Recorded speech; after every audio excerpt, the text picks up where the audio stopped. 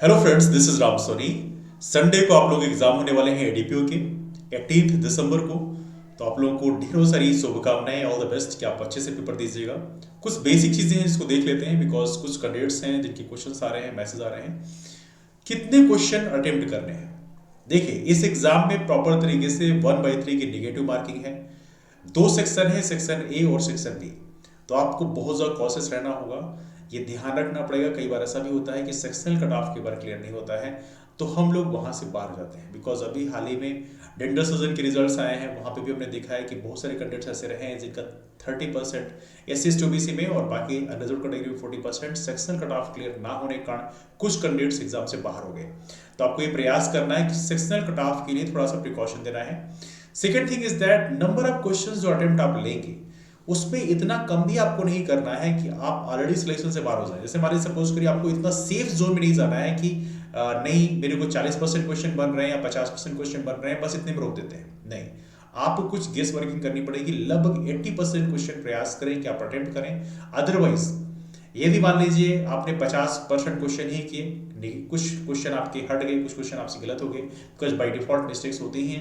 Because आप mistakes को बिल्कुल एलिमिनेट नहीं कर सकते हैं, कुछ मिस्टेक्स हो ही जाती हैं, उससे कुछ नेगेटिव मार्किंग चले गए तो आप बाई डिफॉल्ट सिलेक्शन से बाहर हो जाओगे।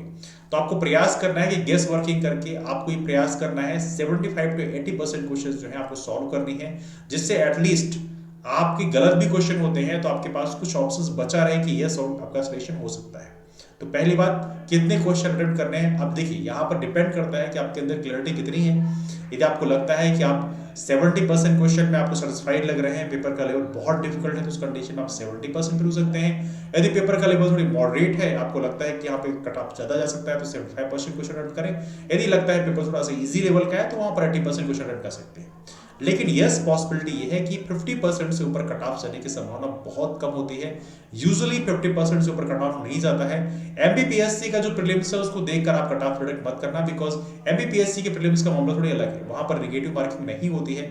लेकिन यहाँ पर आपके एग्जाम में प्रॉपर तरीके से नेगेटिव मार्किंग होगी, सेक्शनल कट ऑफ होगा, तो इसलिए यहाँ पर नंबर लाना, इतने ज्यादा नंबर लाना थोड़ा मुश्किल काम होगा। तो यहाँ पे मान के चलना 50% के आसपास कट ऑफ जाने की संभावना है। लेकिन यस, आपको लगभग 80% क्वेश्चन अटेम्प्ट करने होंगे। यदि पेपर थोड़ी सी मॉडरेट या इजी लेवल लगे, यदि पेपर थोड़ा डिफिकल्ट लगे, तो उस कंडीशन में 75 तक भी आप वाइंड अप कर सकते हैं। बाकी एग्जामिनेशन हॉल में आपका जो विजडम है वो काफ़ी इंपॉर्टेंट होता है, आपको वहाँ पे थोड़ी सोच समझ से काम करना पड़ेगा।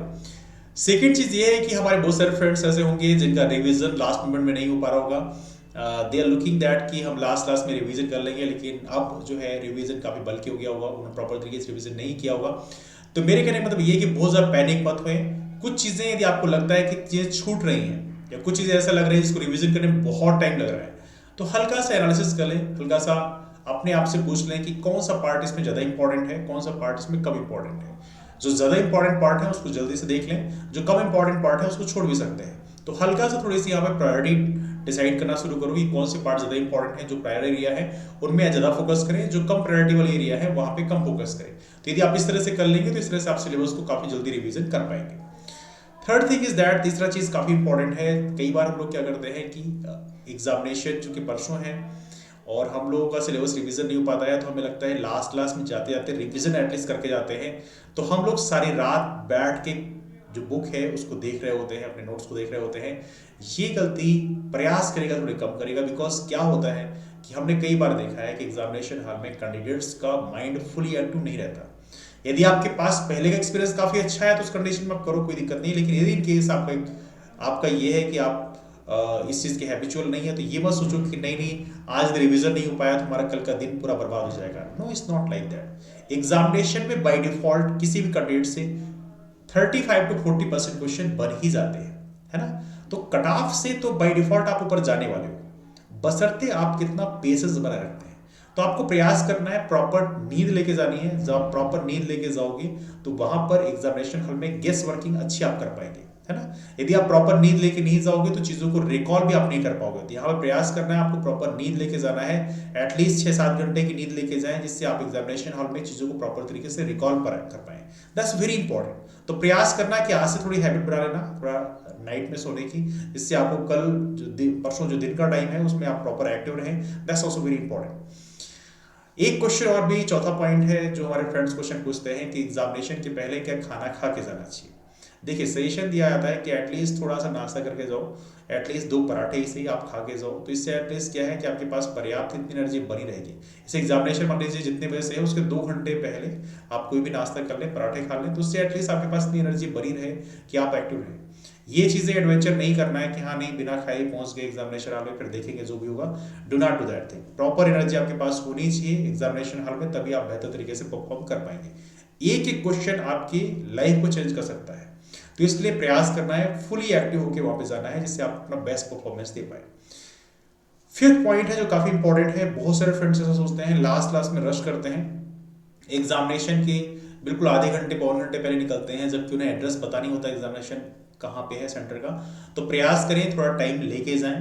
आप यदि एग्जामिनेशन हॉल के बाहर आधे घंटे पौना घंटे बैठ जाएंगे तो उससे कोई नुकसान नहीं हो जाएगा, है ना। तो प्रयास करें थोड़ा सा गैप लेके जाएं, बिकॉज जितना माइंड आपका रिलैक्स होगा उतना आपका थिंकिंग ज़्यादा बेहतर होगा, आपका एनालिटिकल स्किल ज़्यादा बेहतर होगा, है ना। तो प्रयास करें, रस ना करें, थोड़ा एग्जामिनेशन सेंटर में जाने के थोड़ा पहले निकल जाएं।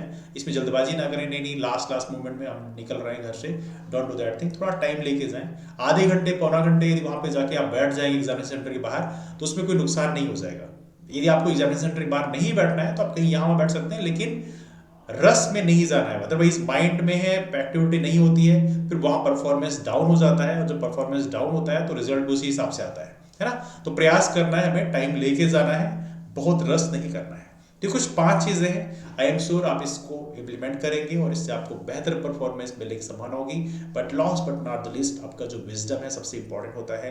तो अपने आप को रिलैक्स रखें और ये उम्मीद बनाए रखें कि हमारा सिलेक्शन हो जाएगा। किसी पॉइंट ऑफ द टाइम में आपको अपने अंदर निगेटिविटी को हावी नहीं होने देना है, अपने आप से ही कहना है all is well and I hope so कि सारी चीज़ आपके साथ अच्छी हो। That's all for now.